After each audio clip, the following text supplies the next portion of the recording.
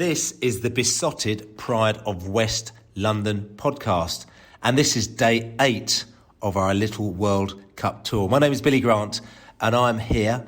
Well, I'm looking forward to it. I'll tell you something, it's all starting to merge into one. As far as I'm concerned, this World Cup tour, I've been having an great time. I'm here with my chums. I'm here in the apartment. I'm not in the shipping container anymore. I'm actually in the apartment, and we've been having a lot of fun. And like I said to you, if you check out the podcast that went out, the Day 7 podcast, which was the USA versus England podcast, and when we went out to the beach, we spent about 11 hours on the beach at the fan park by the beach. We spoke to all sorts of characters, Japanese characters, Senegal characters, Saudi Arabian characters. Also, we spoke to a woman from the Lebanon, if I remember rightly as well. She has some interesting things to say. And also we spoke to 2 guys who are migrant workers who'd come over from Gambia and Senegal, and they were telling us about their working conditions that they're working in. So you should definitely check that out on prideofwest.london. But anyway, it's a new day today. It's, like I said to you, it's day 8 of the World Cup, and we are going to be going into town. We're going to be going up into the West End, I think it is, or West Side, or West something or the other. We're going to the Brazil party. We went there a few days ago. We were invited by the movement to go to the Brazil party. We had a great time, and we're going back there again to check it out. So on the way to the Brazil party, you never know who you're going to bump into. We'll chat to people on the way to the party, because on the train normally, that's where the party is at. That's where the most people start to meet each other. Then we're going to go to the party as well. We might chat to more people there as well, and after the party. So hopefully you will very much enjoy this podcast as well. Don't forget to subscribe on all good podcast channels as well. But anyway, we're going to go off. We're heading out to the party. We got fans in the house. Tell us what country you're from, because I've got New York City Football Club. I know that you're into the Portugal. Well, what team are you out here supporting? We're supporting Ecuador in the USA. Okay, Ecuador. Yes. And the USA, and obviously you believe that you can win. Is that correct? Correct. I believe that I can win. Oh, that's and, right. Okay. But you need to start getting on your knees and praying that you believe that you can win. No. Hey, listen, we dominated that England match a little. That's right, man, but it's all about the goals anyway. But we shall move on from that anyway. Listen, first of all, are you enjoying yourself in Qatar? Yes, I am.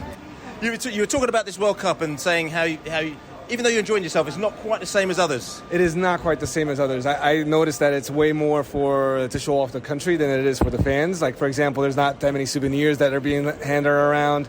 It's a very distinct feeling. Yeah. I mean, places to go as well. You're feeling that? Is it more difficult for you to find places to go and find fans congregating? 100%. One of my favorite memories of Brazil 2014 is me walking around Rio de Janeiro and getting yelled at and turning around, and there's just this American running down the beach and saying, "Hey, we're watching the game at this bar," and I come over there and it's just full of Americans. Here, I don't get that same experience. No. And again, listen.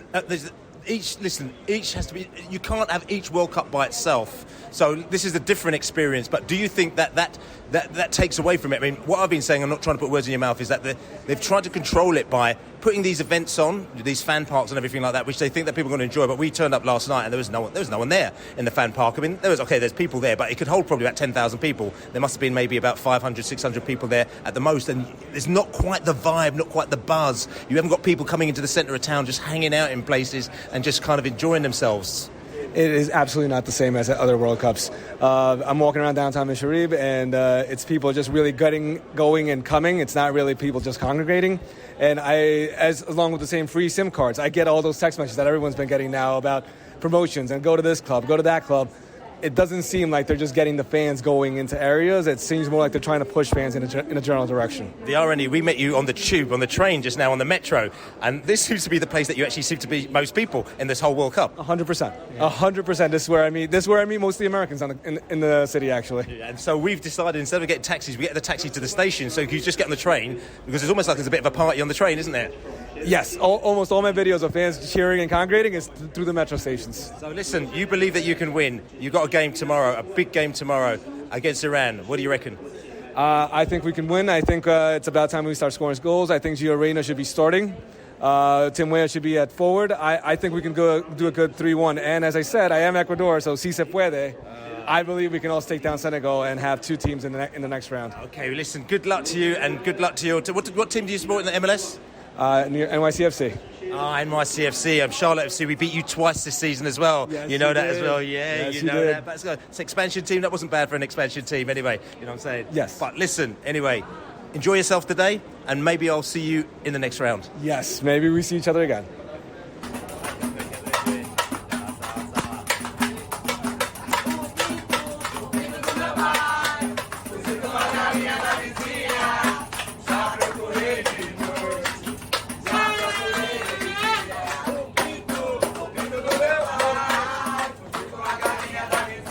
So listen, we've just been on the train, and like I said to you, it's a normal Monday here in Qatar. You know, I came on the train and we've got Ella here singing, and we've got all the Brazilians drumming, you know, on the way to the station, on the way to the party here today, because that's just what happens. Ella, I was here at the party the other day and I saw you singing in the middle of it. Tell me what this is all about, how Brazilians bring the party to the football, because I know they put it all on TV, but when I went to the Brazil World Cup, I've seen that this is ingrained in your football culture, isn't it? Yes, it's really important, and football is a really big thing for us. So it's a time when we got united. So it doesn't matter who you are, what you are in politics or anything. If you are a Brazilian in the World Cup, you love Brazil, you support each other, and that's our biggest party because it's our biggest sport. Yeah, I mean, it's the biggest sport, but also you've got the music as well, which is totally fused with the football. I mean, not every country has music fused with football, but this is very important for you, isn't it? Of course it is. If you see the last game, we were behind the goal, and Brazil scored twice. Yeah. So we are... The 12th man? Yes. Oh, the 12th man and woman, yeah. Yes. Yeah, that's right. We are the 12th player. Yes. So it can be a man or a woman. That's right. And again, you know, I mean, we're coming to the party here. This is from the movement, okay, who has put on this party as well. And I spoke to the guy who is the leader of the movement who put on the party, and he told me in South Africa 2010, he only had about 10 people in his movement. And now there's like thousands and thousands in this movement. It's just grown to something which is on another level, isn't it? Of course it is. I used to be a lawyer. I have my own office for 10 years. And after the World Cup in Russia, I was there. So I decided to work with this. Now, I sold my office to my partner, and now that's my job. So you just literally just work for the movement the whole time? Not for the movement, but for football, for entertainment. That's what my life is. Okay. That's why you see me every day with a different outfit, singing. I do music classes. I decided my life is going to be bring happiness and joy to other people. And if this is the thing that you've just done, is that some people, it's hard to do sometimes, especially when you've got a well-paid job like a lawyer, just to leave that. And it's I mean, I did the same thing as well, where I left my job. Really? Yeah, and going into music as well. So into music. Oh my God. Yeah, so yeah, you know, we may have to sign you up, you know what I'm saying? Yeah, of course. I'll do a little collaboration, like, you know. Come on, let's do it. Which is really good. But that's the thing that you do. It's very difficult to do that. But if you're enjoying what you do, that's what's the most important thing. And even if you're not even earning as much money, if you're happy, that's what's the thing. Yeah, I was here and I was so happy, and I was like, oh my God, I can't believe that's my job. Yeah. That's my job. That's my dream job. Yeah. It's hard. It's tough. I mean, it's 7 hours before the game. We already arrived here. That's tough. Yeah. And tell me about football in Brazil, because I know that, I mean, it goes from the poorest people to the most wealthiest people over there. How does it affect your community, and how is it, you know, just give me the vibe of football within Brazil, because again, I think it may be very different depending on where you come from in Brazil. No, it's the same thing. You play football with what you have. If you don't have shoes, you play. If you have the best shoes, you play. If you have a grass, you play. If you have only sand in the ground, you're gonna play. So it's democratic. That's right. So listen, Ella, we're gonna be dancing to you when you're gonna be singing and performing a little bit later. We very much look forward to it. Okay? Yes. Hope to see you soon, and let's do our collaboration. That's right. At the Brazilian party, still we're watching Korea versus Ghana, that Cameroon game. What about that Cameroon game, though, as well? 3-1 down. The old Mitrovic, I know the Brentford fans are not particularly happy with the Mitro as well, and he was very happy with themselves. 3-1 up, and then the Cameroon came back as well. That was a wicked game as well. Good vibe inside here. The Brazilians have now actually left. They had the procession off, the drummers have gone off, and they've left and they've gone off to the game. But there's still a lot of Brazilians here as well. But of course, we come here, I mean, not before there's me, Soups, we've got the Blades in there, there's 4 England fans in amongst there's probably about sort of 2,000, 3,000 Brazilians in this place, probably even more. Bit earlier on as well, but we don't mind because there's no animosity whatsoever. They accept you for whatever you are. They're coming up to you, talking to you about being an England fan, and doing the respect, taking photographs of you. But then all of a sudden, a couple of more England fans have popped in as well. But not only are they England fans, there are Brentford fans as well. Well, I am. Because, that's right. We got one Bees fan. As they say, Brentford everywhere. If you go on to, like I said to you, into my Billy the Bee, and also the Brentford Twitter as well, Billy the Bee 99, and also the Insta, you'll see there's a Saudi fan yesterday he picked up, he goes, oh, Saudi, I like Brentford, and he picked up the flag, and I said to him, tell everybody you like Brentford. So he's gone, I love Brentford. It's a bit of a bizarre clip actually, but you can watch it anyway. Anyway, we've got Brentford fans in the house, and we've got a Palace fan in the house as well. First of all, I'm going to ask you, how has your World Cup been? It's been, do you know what, we're really enjoying it. It's been a great time. We've got a mate who lives out here, which is why we're here in the first place. So you're staying at his place? We're staying at his place. I think had that not come around, I'll be honest, I wouldn't have made too much or any effort to come out here. But when it suddenly gets presented to you, he's like, I've got tickets, I've got you a place to stay. Fair enough. So look, we're having, I know what everyone said before about, it's kind of the controversy around it, and it's certainly not your average World Cup. It's all, new and purpose-built, and as a result, you can't quite replicate that genuine atmosphere. But, we are having a good time. There's still, lots of people from everywhere here. The England game was a bit of a letdown, but as is often the way. Game, you're talking about the England, the USA game. Yeah, we weren't here for the first one. We got here for the USA one. We had an interesting journey deep into the desert to get to that one. We set off about 4 hours before it started and missed the first 10 minutes. Yeah, we talked about this as well, because the logistics, again, we're not coming out, all we're doing is that we're telling tales of what it's like to be in Qatar. So listen to us, we're not sitting here to slag off the Qataris or the organisation or anything like that.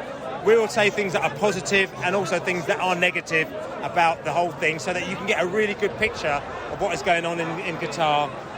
That game, like I said to you, we left 3 hours beforehand, and we literally got in. I was 5 minutes after kickoff, I got in. You left 4 hours before kickoff as well. Something like and that. It was impossible to get in for kickoff, leaving that late from town. And town isn't even that far, is it? Our journey was turned into a bit of a comedy show. We got a shuttle bus from one stadium that then took us sort of halfway to the ground. We got stuck in traffic. We decided to get off because nothing was going anywhere.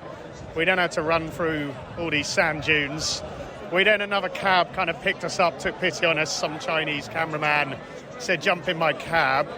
That then took us to within about what seemed like pretty close to the stadium, but they wouldn't let you out. They sort of drove you miles away again. I think they kind of replicated a sort of Wembley Way style thing. So by the time we'd been taken all the way back to the other side of that Wembley Way, I think we were further away than we started. We then had to leg it down there. Then there was another huge snaking kind of queue system without really any people in it that you kind of had to go through regardless. And then the security just stopped letting people in as well, didn't they? It was a little bit very shambolic, shall we say. And the thing is, listen, a lot of people said they've never hosted the World Cup before, so they're learning. I do understand that, but I'm thinking this is a big tournament, and FIFA, you've given this tournament to them, and they should understand how certain things work. And for me, and I keep saying this, there's too much queuing, there's too much bureaucracy, there's too much checking of this and that and the other, and not traditional checking, just checking of stuff that doesn't need to be checked. So they're creating problems where they should be just free-flowing people all the way through. Even coming into bars and everything like that, they're checking this and the hire card and all this kind of stuff, which is really bizarre, because I'm thinking, if you've got a hire card, you're in the country.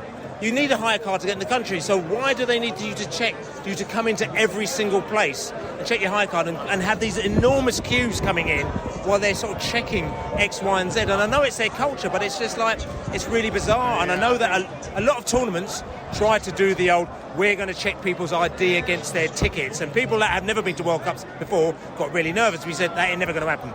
But they tried it, I think, at one World Cup, and after 5 minutes they said this ain't happening, because the queues were so large and people were getting so angry that they said we need to abandon this, you know what I'm saying? And the fact is that people in the country, people who've got tickets, they want to come football, they're spending money in the place, they need to just relax and just let them get on with it. Yeah, I think there's a general sort of worry, isn't there, before they started it, that there was going to be some trouble or whatever, that I don't know. They've sort of been overcautious about everything, aren't they? And I guess probably because they've never done it before and they don't really know what to expect or quite how to stage it. I do understand, but they've done other point of view. They've done other tournaments. Yeah, but on this scale, I don't think anything's quite come close to it. They can take advice from the British police or tell them. There's people that I know who actually advise every single tournament, right? They work at universities and they go out there and they advise every tournament, and they should listen to them. And my thing is that, and again, I'm not saying this, I just think that because money talks, maybe they're thinking, listen, this is our tournament, we do it our way, and this is just the way it goes. And I think, for me, you need to have a little bit of humble and just start working together with people. Yeah, agreed. But, I mean, I guess it is what it is, isn't it? They're not going to change it now. Yeah. But no, I totally agree with you. But yeah, I guess you just got to roll with it now, haven't you? Enjoy it for what it is, and still a World Cup, I guess.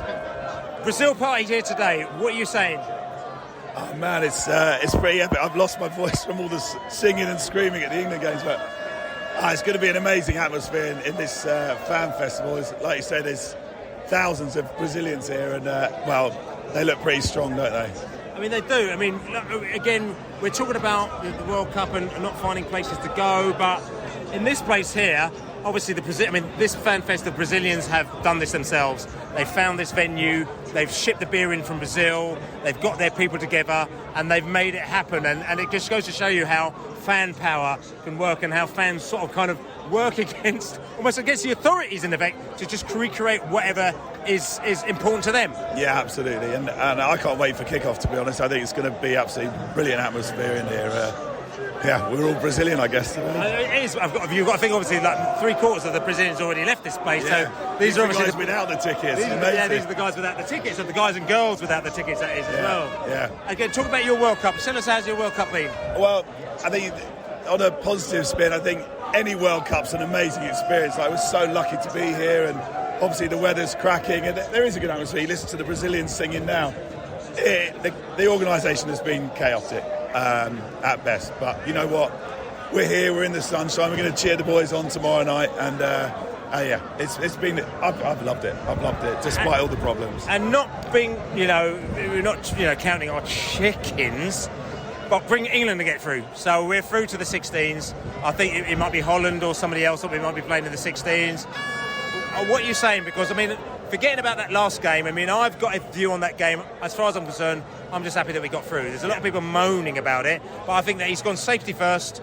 Just don't lose a game. Let's just get through. Once you get through, you can start doing whatever you need to do, okay? But we actually have to sort of maybe have a look at that game to see whether or not it was safety first, or whether or not we don't have the capability, or whether or not we're playing the wrong players or anything like that. And do we need to change things up when we get through to the 16? What are your thoughts?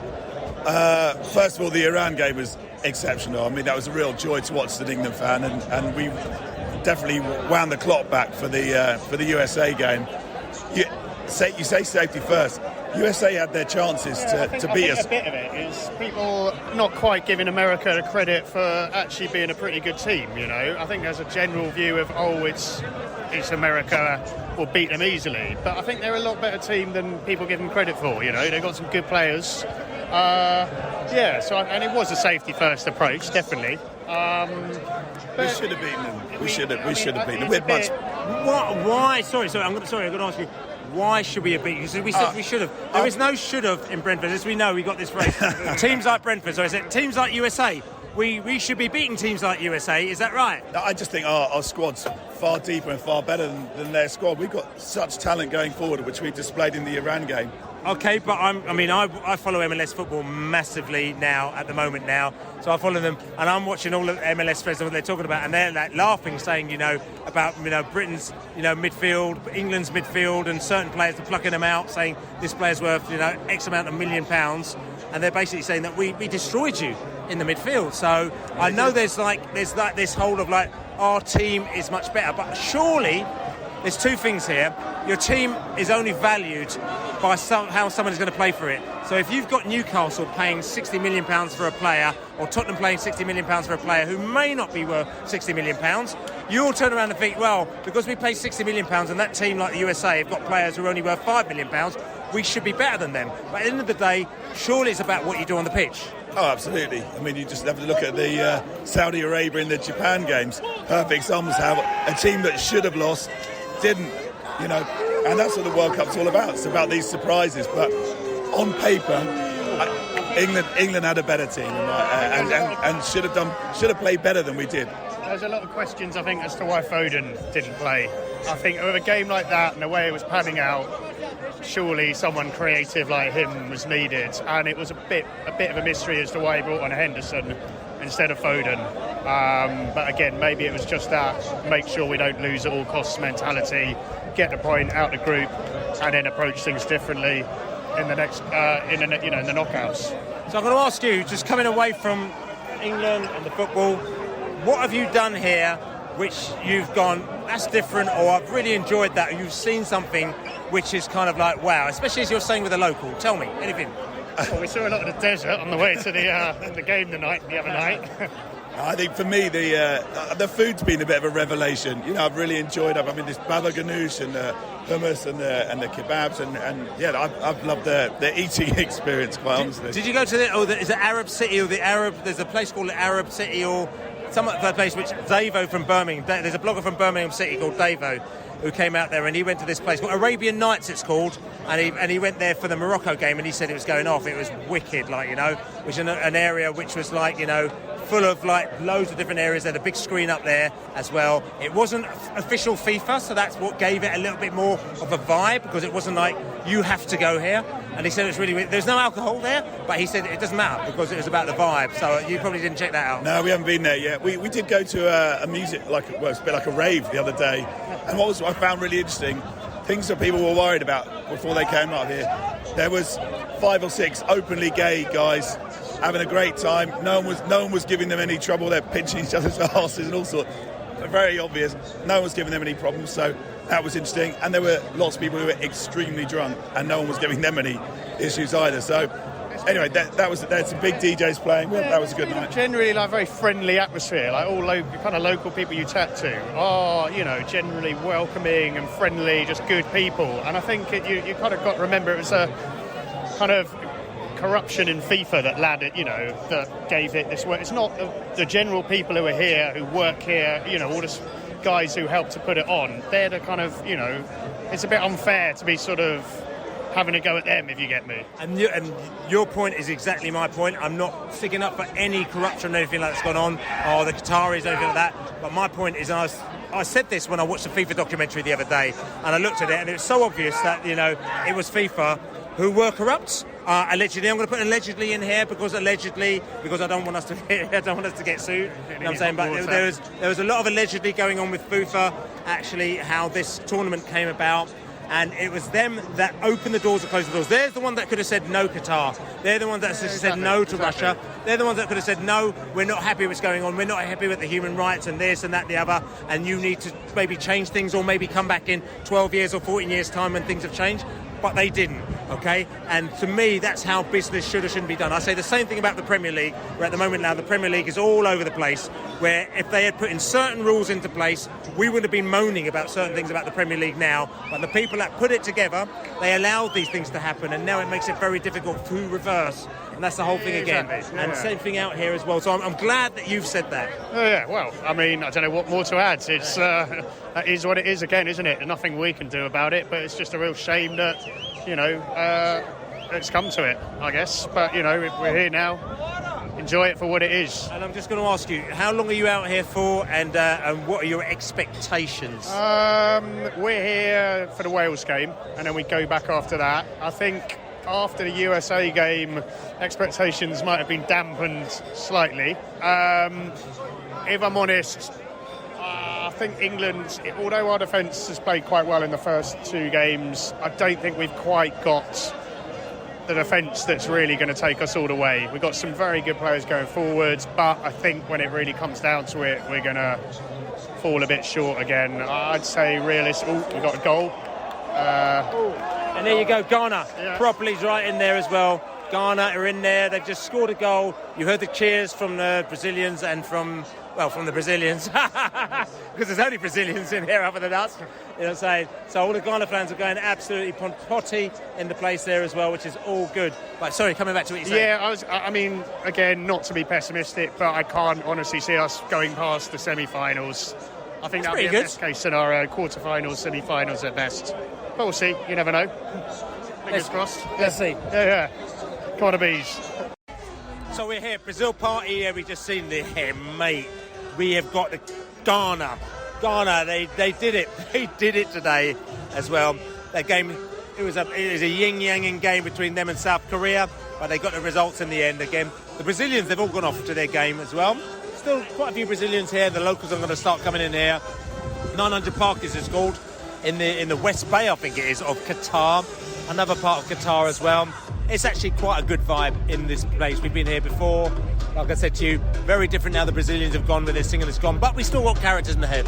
We'll Steve here in the place as well. Carlisle, man. We were talking about Carlisle back in the day. That is a proper back in the day fixture. They beat us in the 2012 Leyland Daft Trophy or whatever it may be, which has got a lot of Brentford fans crying big time about that one, because that was one that we thought that we had dead cert, but Carlisle came in and they swept that trophy from under our noses, and we haven't recovered since then. Like I'm saying, but we have recovered because we're Premier League now, which is all good. But that doesn't matter because we still got respect for the lower, the EPL as they call it. They call it over here the EFL.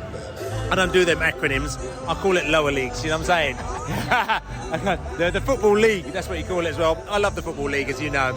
And we got my man Steve, Carlisle man, in the house here today. And you've been here quite a while, haven't you? Yeah, I've been here since just before the tournament. 3 days before the tournament. Basically, yeah, I know a mate out here, so he's. I thought I'd come fly a couple of days early, spend a bit of time with him, and then really enjoy the tournament. Yeah, so that's. And so far, it's been absolutely fantastic. I really loved it. Absolutely fantastic. You've been to about 4,725 games so far, haven't you? So, yes, 7 so far. I've got 9 in total, and then I fly back on Friday. So, I've got the Portugal-Uruguay game tonight, and then tomorrow night the big one, obviously the England-Wales match, which hopefully will absolutely wallop them, but World Cup, you never know, do you? But yeah, 9 games in total, and all of them have been, it's been really good. What's your favourite? Favourite game so far? That you've been at? Oh, well, the best atmosphere by far was Argentina-Mexico. Just, I don't know since you've been here, but there's just so many Mexicans, so many Argentinians. So every tournament, and they turn up in their numbers. And it was in Lusail, so there's a bigger stadium, and there was just short of 90,000 people in there. So imagine, I don't know if you've ever been around a lot of South American kind of fans, or Central America, but they are, or Central Americans in the terms of Mexico, but they're. When both of us are going at it, it's just noise, constant noise. Brilliant to see. Obviously saw Messi score a goal. Never seen Messi play in my life, so and probably his last World Cup as well, so brilliant. Argentina on the brink of going out. They had to win that game. So yeah, it was just constant noise and drama. Excellent game. Brilliant. Yeah. Makes sense. America Latinos menos Argentina is what the Mexicans say, which is Latin America without Argentina. You know what I'm saying? And all of Latin America, there's something about Argentina and the rest of Latin America, they're not very happy with Argentina. And we've been talking to the Brazilians, also Ecuadorians, everybody like that, and everyone seems to be united on this American Latinos menos Argentina thing. Yeah. I don't know if you picked up on that vibe in the stadium. Oh, absolutely. Well, obviously in the fan park today it's full of Brazilians, and I actually have a couple of co-workers, ex-co-workers now, that are from Brazil, and they've just gone to the game, but anytime you mention Argentina, it's like you mentioned something offensive. Honestly, it's mad. It's like you're swearing at them. It's like you're offending them or their families, but yeah, just don't mention Argentina in front of them. And you've been to 7 games. What's the game that has been probably the least one that you're like, this has been a bit whatever? I'll tell you what, I've been to a couple of 0-0 draws, but those games that have been a 0-0 draws have been actually featured teams that have had absolute majority fan base. So the Moroccans, for example, I watched the first game that Morocco played. They're quite bonkers, aren't they? Yeah, the 0-0, and it was just when they didn't have a ball, it was just about 80% of the stadium whistling. When they did have a ball, they're just like cheering for the team. So it was just constantly, you couldn't hear yourself think. Same with, I think even to go one level above that, Tunisia are even worse. Their fans are bonkers. Their fans are on another level, mate. I was in Volgograd with their fans, and I'm like, listen, what's going on here? Like, you know what I'm saying? They thought they're going to win the World Cup, which is fair enough, and they like supported like they're going to win the World Cup as well, didn't they? Tunisians are honestly, they were going hell for leather. But it was great to be involved in it because I was in the stand with it. But as I said, can't hear yourself think, just constant whistling. It's just madness. And just coming back to it, because obviously you've been to the 2 England games as well. Yeah. I mean, a lot of England fans, again, I'm not saying this on I'm not dismissing anyone like that, but even a lot of the England fans have been saying that the atmosphere hasn't been the same in the England end. And I suppose now you've been to 7 or 8 or 9 or 472 games, you can compare, can't you? Yeah, absolutely. So I think, well, to be fair, the first game, I was amongst the England fans anyway, and we won 6-2, so that was bouncing. Like, everyone was going. I was quite close to where the band's playing, the trumpet players and everything like that. So everyone was bouncing, everything, it was constant noise. But I'll be honest, in the USA game, it was just it fell a bit flat because it was, well, let's be honest, well, it was just a shit game, wasn't it? So there was no one really kind of making it. Well, the first 30 minutes, both teams were making a lot of noise. And it was great, but then no one's really doing anything. And the only good chance was when USA hit the bar, and it got them going, and that made England go again.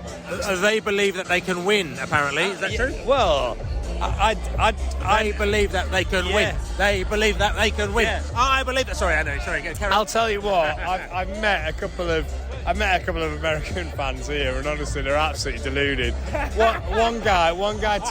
One guy genuinely told me that they have the most talented. He was 100% serious. He said they have the most talented squad in the whole tournament, and I'm like, in the whole tournament, you genuinely believe you've got the most talent in one entire squad? And he was like, yeah. And I just turned around and said, well, what about someone like Brazil? And he's like, yeah, we've got more talent.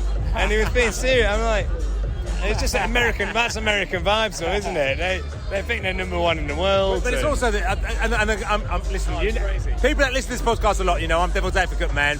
I think also I like the positivity that people have because that you make things happen. So the Americans are just like, we'll make things happen. So if we believe that our squad is the most positive, we will make them the best squad eventually. You know what I'm saying? Oh yeah, well. Obviously, I keep saying that about Carlisle, but it doesn't really work, does it? So you never know. Alan Glass was, he made you he put you to the next level, didn't he, Alan Glass? Oh, Jimmy Glass. Jimmy Glass, Alan Glass. Sorry, Alan Carr, Jimmy Glass, and of course. And then people that don't know Jimmy Glass, just Google Jimmy Glass, Carlisle. Scored a goal in the 89th minute when Carlisle were literally going to get relegated.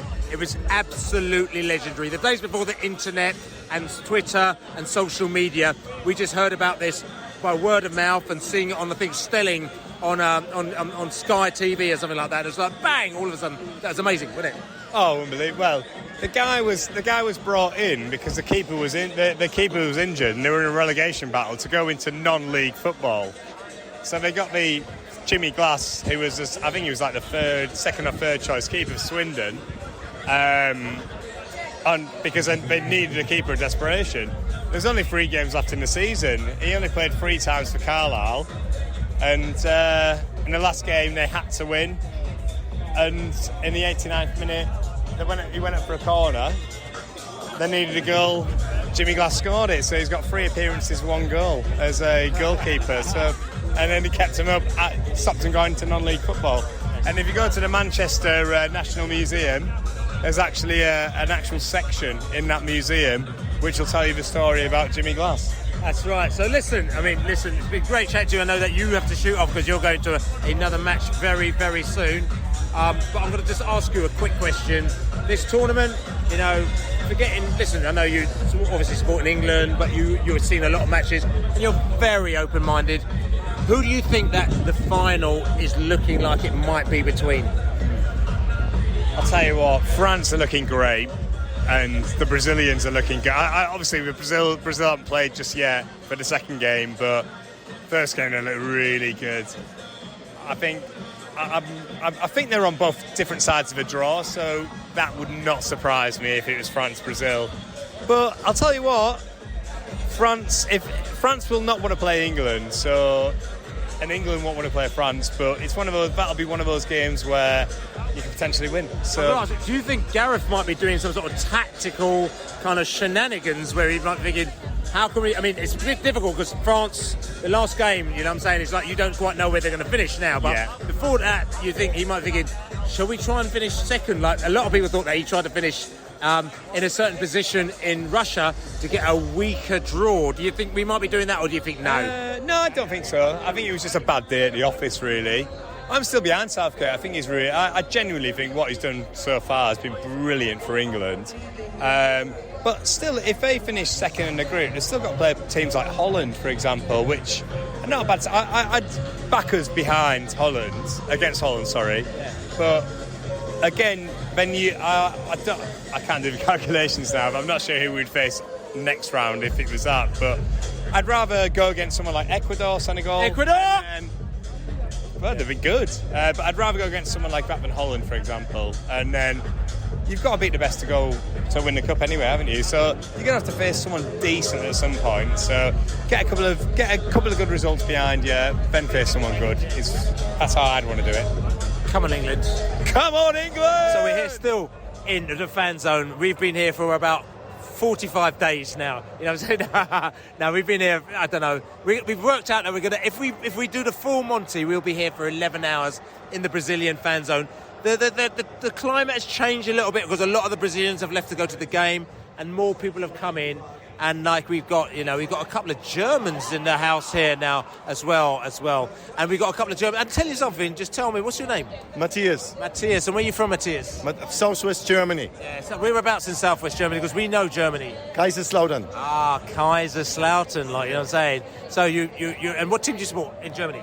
Kaiserslautern. Of course, Kaiserslautern. Of course, excuse me. Listen, it's good to talk to people from all around the world. So you're a Kaiserslautern fan. How many World Cups have you been to, by the way? Oh, the first one.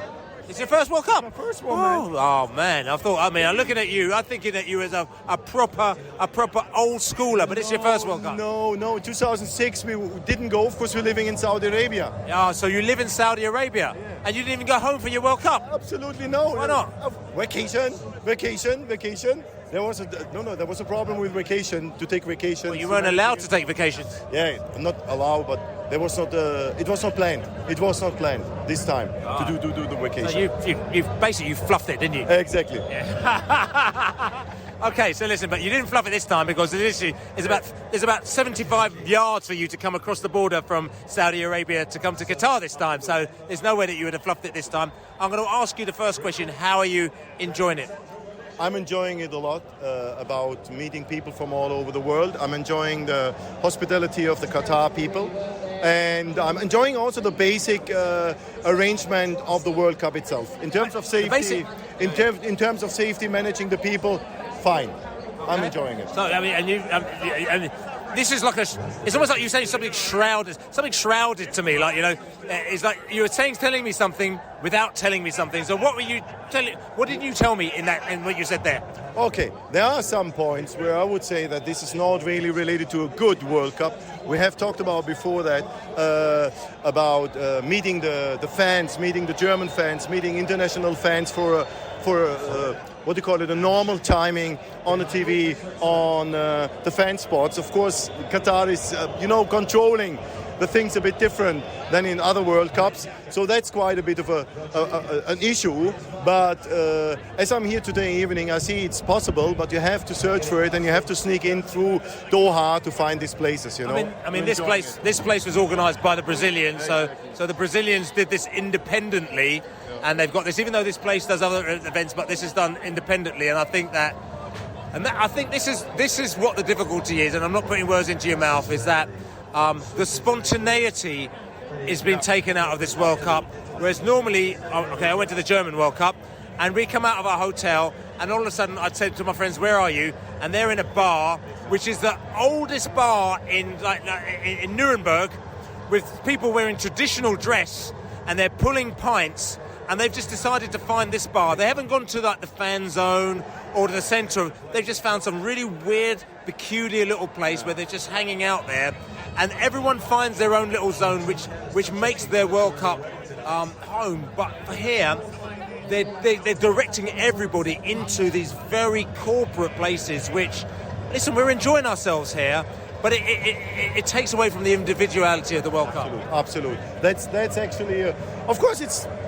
something what they should do different, but I think also that must be asked to FIFA. Of course, is Qatar right already with their culture and their background to do something like that? Of course, what they do, I tell you, as I know the Arabic culture now 23 years. And how do you know that? How do you know that? Of course, I'm living in Saudi, and I'm living their culture, and I like the culture actually, but they are not ready with their level of culture to really open it the way it should be open. And I think the FIFA makes here a bit of a balancing and out, to get this right and this right, so you feel sometimes like you're in a herd moving through something, and then at the end of the day you go home in your bed and you sleep, rather than having a 4 weeks party or 4 week celebration. So you think that FIFA in effect are sort of compromising because they're trying to, with the Saudis, they're trying to appease the Saudis as well, and not the Saudis, the Qataris, yes. But at the same time they're trying to kind of appease the football fans as well, and then no one's winning. Absolutely. But as I said to you before, I mean now and today I can say I enjoy, but we need to understand what level of it is. And if you compare it to the German World Cup or the Russian World Cup, you can't compare. Of course, Doha, come on guys, Doha is, 100 kilometer to 100 kilometer. It's a small city, it's a small place. And so maybe they learned something for the future to give it to, other countries to make this staying alive, the football feeling. And this is interesting because, I keep saying this, we're not criticising as such, we are talking about a situation here, and the most important thing is that there's a few things here, is that how will this move on in the future? How will this, what will be the legacy of this Qatar World Cup? There's somebody that we spoke to on the train earlier that said that he felt that this Qatar World Cup was all for show, to showing the world what Qatar is all about, which I thought was a very interesting point of view. It's a case that, Qatar has its own rules and regulations and how it does things. We found things very, very bureaucratic. Will they loosen themselves up a little bit in the future, realising, having all these people coming from all over the world and realise that maybe you don't need to be so bureaucratic to do things? I don't know if things are the same in Saudi. Are things as bureaucratic in Saudi? Yeah, it's the same. I don't think that they are ready for that right now. It takes 1 or 2 generations. And to be fair, I'm in alignment with the guy in the train saying the legacy of the World Cup will be definitely less than it could be. Of course, it's not the reality what it's shown here. It's something you like you put a sticker, like you put a sticker on a Volkswagen. I'm a Ferrari. Yeah. It's not working. It's not working in any circumstance. You can feel like that, but it is not. And this is what Doha is, what Qatar is. That's interesting. So putting a sticker, a Ferrari sticker, on a Volkswagen is what you are describing this World Cup as. Exactly. And again, this is not a disrespect. So exactly. Listen, just coming back to the Saudi, because when did you arrive here? I'm arrived about 23, yes, on the first evening of the game of the Germans. Okay. We arrived. Okay, so were you in Saudi Arabia for the Saudi game, or were you here for the Saudi? I was in Saudi. Okay. I was in Saudi. And how was the atmosphere there? Baby, they get upside down. Everybody in Saudi now is watching TV. The streets are empty. The work is off. Everybody is in a fan zones watching it. There were day offs for the win against Argentina, and if they make it in the second round, could be that there's a week off. So they are really up to the level of watching the football. They are not much concerned about Qatar. Of course, they're building fan zones. In Riyadh, you have mega fan zones, but of course without alcohol. Yeah, which is interesting. But you've got the fan zones, so the atmosphere is there. Because the thing is that they've got fan zones here, and we went to a fan zone the other day and yesterday, and listen, it was lovely. It was by the beach, but the atmosphere wasn't really there. But you're saying the atmosphere there is just crazy. Party. When they win against Argentina, it was party until the next day morning, and they didn't work. Of course, the king gave them a day off. So it's really, they are so. Because they got the day off. You're saying by the king. Absolutely. absolutely. So what happened? Tell people what happened. Oh, they have the day off. They don't work. So they got an official day off. From They got an official day off for the government people and for the private sector, and they are partying until the late morning. They're going through the street with the cars. They win the World Cup actually already. So they are so emphasized in terms of being part of it and making it to the next round. But they don't look at if it's in Qatar or not. A lot of Saudis coming here, but it's for them not important where is it. It's really the team. They're supporting the team. And also, you're saying that the players also they got a little gift for just winning that match. Is that true? Yeah, they get officially from one prince. Each player gets a Rolls Royce for the win against Argentina. Okay, so that's bad. So they've won one game and they've got a Rolls Royce. Yes. So what's going to happen if they win the next game and they get through to the next round? I think a villa in Saint-Tropez or something will be like this. And to be fair, the French trainer of the Saudi team, who will get the prince status or something like that. Of course, he's now the hero, making this young team, it's a very young team, and all of them playing in Saudi Arabia. None of them playing outside, making such a move. And the second game wasn't so lucky. They played well, but they couldn't really finish the subject. So their third game, if they do something to go to the next round, definitely there will be some gifts for the public as well for the player. So I'm just going to bank activity, and you talk about Gelsenkirchen. Kaiserslautern, actually, not Gelsenkirchen. I went to Gelsenkirchen back in 2006, but Kaiserslautern. But talking about your German team. So, Germany, I mean, listen, you were on the way out, man. I ain't going to lie, you were on the way home, on the plane home. They were going to be going back to Munich and back to Berlin, and you were going to be back over the border, back to Saudi Arabia. And then they turned it around yesterday, didn't they? Okay. Talking about the German team these days is not so easy. But yes, I mean, yesterday they played as I expect them to play. With a bit of a heart, taking the mind away, try to really make the game. The Japanese game for me it was a disaster. Of course, the value what we are playing for is it's too high, like to be defensive like they do. And the only question I have to the German team: are they understanding each other good enough? Are this team what can make it through this cup? And I will see what they can do against Costa Rica and how the group will go. If they go in the final round, yes, I believe the games will be different. But we have to sweat a lot and we have to wait until Thursday. And I want not to be too negative, but there is a chance to not go home. And by the way, I'm coming back anyway for the semi-finals and the finals. You're coming back. You're coming back here. Yes, I booked the semi-finals and the final without knowing if Germany is there or not. So you're not going home? No, I'm going home for 10 days. You're not going home? Very close. You're not going home. You got me. You're not going. Yeah, exactly. We stay here. That's right. We continue. I mean, listen. We've talked about football. But I mean, let's just talk about, because it's interesting, you know about the politics of this region, okay? And this is good to educate people, even educate myself, okay?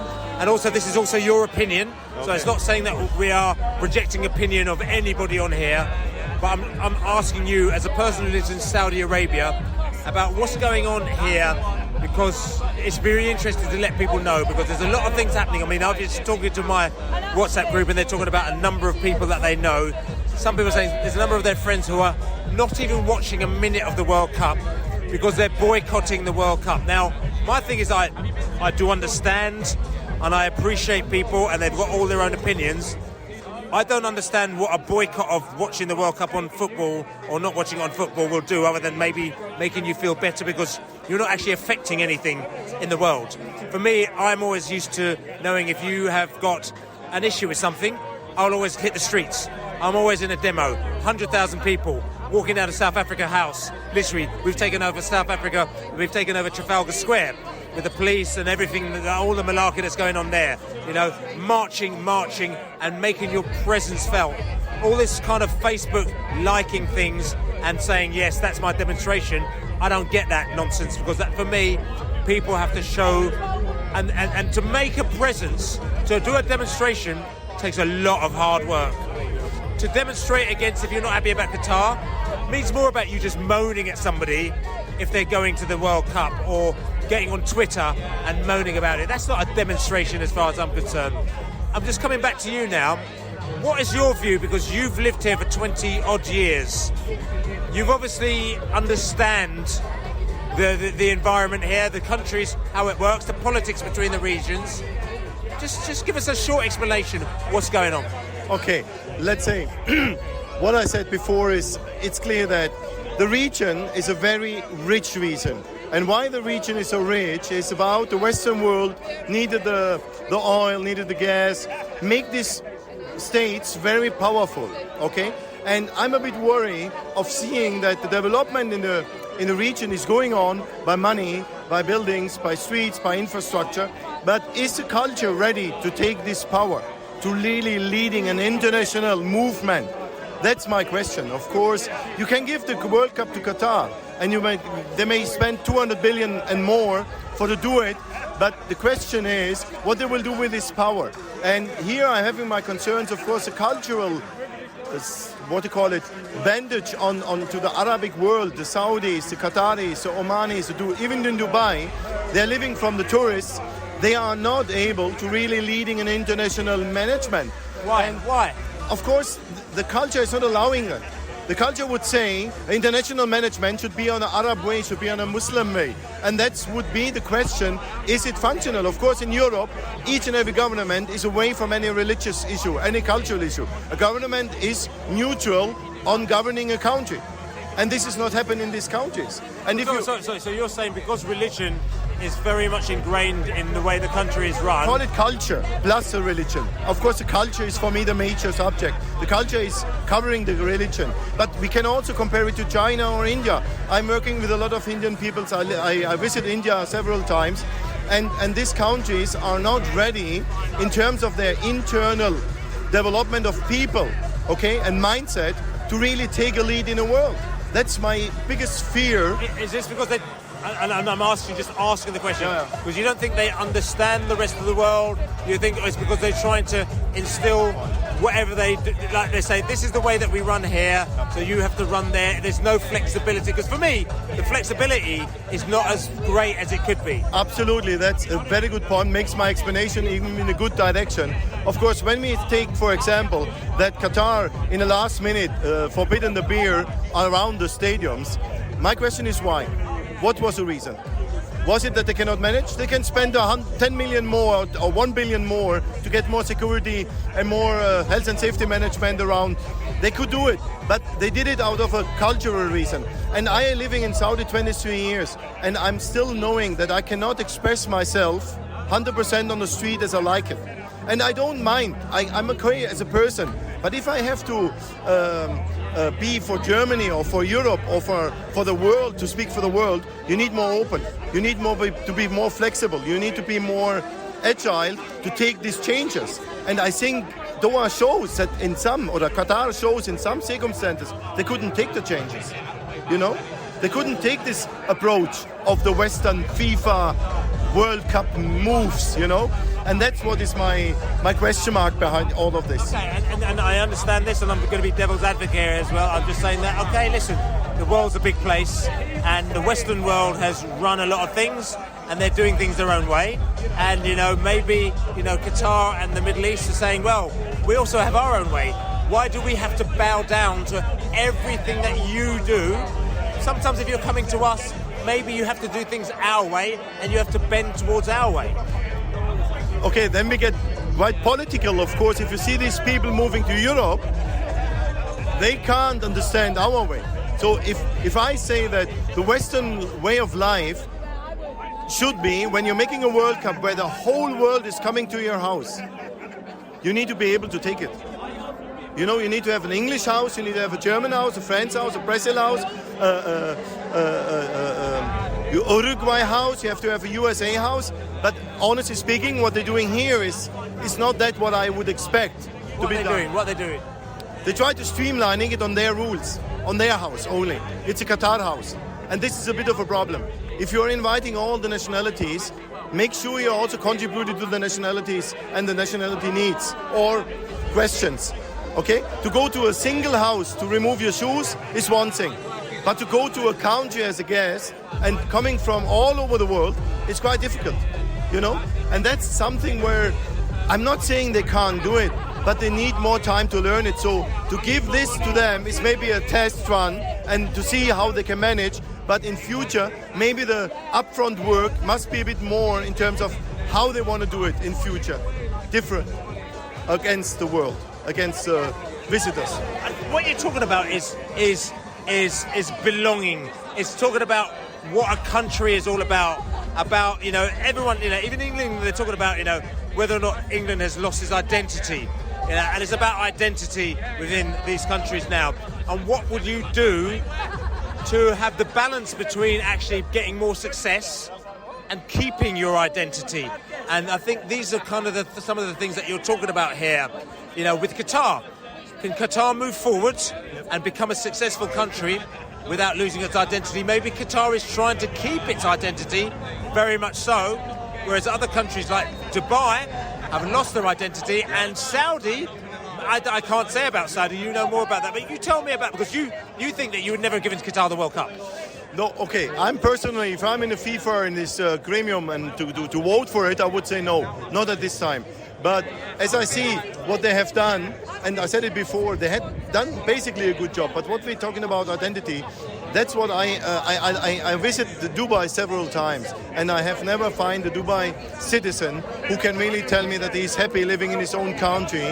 Of course, the identity is gone. It's a tourist country, it's a visitor country, it's a country of the highest building, the widest building, snowing in a desert. Doesn't really make sense in the world of sustainability or environmental management, but they make money with it and they make their life with it. So Qatar, and I agree with you, maybe they try to keep this with them, but to be fair, if you do it, you can do it in a different way of approach, and maybe the Saudis are trying that, but it's difficult for these regions. Of course, the culture is hundreds, thousands of years old and established a family business and a religion business. What is so difficult to keep in a worldwide approach? It's so difficult to keep, you know? It's so challenging for them to say, okay, when I have 100 visitors, at the end of the day, the visitors maybe make my street picture, make my feeling outside different, you know? And to be fair, I don't know about England. I'm not visiting England a lot. But if you tell me England lost identity, but England has a lot of history, and if you talk about England, you can start from 0 to 100 and you're still not finishing anything. So if you're talking about Qatar, they are 80 years old. Saudi is 93 years old. Dubai starts in the 70s to build the skyscrapers. So I'm not really sure they can sustain this the way they would like to. And this maybe is a problem for the Western world to understand. Maybe the Western world need to pay more attention of the cultural needs of these people, and maybe they should also help while they're visiting it and while they're approaching World Cup or whatever to understand that. Enjoy the Brazil game. It's still 0-0 against the Swiss at the moment now, and enjoy the Brazil game. And listen, maybe we might meet. I mean, I know that we beat you in the European Championships as well in the quarterfinal. And you know, I didn't mention that earlier. You know what I'm saying? I mentioned that. You know, but listen, maybe we might meet you at later stages in the World Cup. Yeah. Let's see. You enjoy also. Bye bye, Billy the Big Man. So game done. We're on the way home. We're actually on the tube. I always say the tube. It's not quite the tube. It's like the metro here. Absolutely packed, full of fans on the way back from Lusail Stadium. Obviously the Brazil game was played there, but I've seen Mexican fans, I've seen Argentinian fans, I've seen Saudi fans, I've seen Portuguese fans. Actually, yeah, the Portuguese fans. There's all sorts of fans on here, like, you know, on the way back. As you can say to you, this is where the party is normally at, on the metro, because it's quite hard to find a party in town, even though, like I said to you, we've had some good times. Like I said to you, we've spoken to some very, very interesting people today. I hope you've enjoyed this podcast. I'm going to try and get it up tonight, even though I'm going to be very tired. Trying to get it up tonight, so it'll be up in the morning. Don't forget, I'm actually on BBC Breakfast TV at 7:30 on Tuesday morning, the morning of the Wales game. So if you're around, definitely check that out, or you can check it up on the iPlayer. I believe it. We can't get it out here, but you can get it over there as well. I've just got Reg here as well. Just last thoughts on today, and I mean, because we were in that Brazilian party fan park thing for good on 11 and then about 11 and a half hours or something like that, weren't we? Yeah, it was absolutely rocking. It was brilliant to be with the Brazilian fans. and watching the Cameroon game as well. What a game that was. That was just like special. Absolutely brilliant. I'm so happy for the Cameroon fans, and I really want them to qualify, I tell you. And the Ghana game as well was with Ghana game, yeah, absolutely. We've been really spoilt today. You know, it's so good we're not working. We've just got time to watch these games and hang out and meet different fans. It's been a really cracking day. And we met some characters as well, haven't we? We did. We met some people that have been living in Saudi Arabia for 23 years. So it's great to hear about their side of the world and what's been going on there and get that real, like, homegrown view. Completely different to what we've ever heard before. So I feel quite privileged that we've met some really nice people today. And obviously, not to mention the Portuguese game, I'm glad that Ronaldo didn't get that credit for that goal, because it definitely was not his. So, yes. But, you know, I'm happy that Portugal won, because, you know, I wanted them to win and I was supporting them. So, Portugal, allez. That's my final word. Portugal, as they say. I probably won't be saying the same chant as Reg will be there. But anyway, listen to the Beesotted Pride of West London podcast. Don't forget to subscribe on all good podcast channels and write us a lovely review. Just say, look, we love this podcast. We love this World Cup podcast. We love whatever you're doing, and it'll go right to the top of the charts. Apparently, we'll do as well. Don't forget to buy us a beer. Beesotted.com/beer. Buy us a beer on that one as well. And also, Beesotted Global. Beesotted.com/Global is our little social media community. We're going to go back. I'm going to try and edit this before I go to sleep tonight, and then get up very early to go and do breakfast TV, BBC One television at 7:30 in the morning. Then we're going to be off to the Wales game, and there's going to be much more adventures there. We'll be able to tell you all about that, and we should have a podcast after the game on that one as well. But like I said, thank you very much, everybody, for listening. Thanks for tuning in. I've had all sorts of people that I never realised were listening to this podcast have been tuning into the podcast, so I really appreciate you listening, like I said to you, and tune in to the next one, because we've got much, much more very interesting stuff to talk about.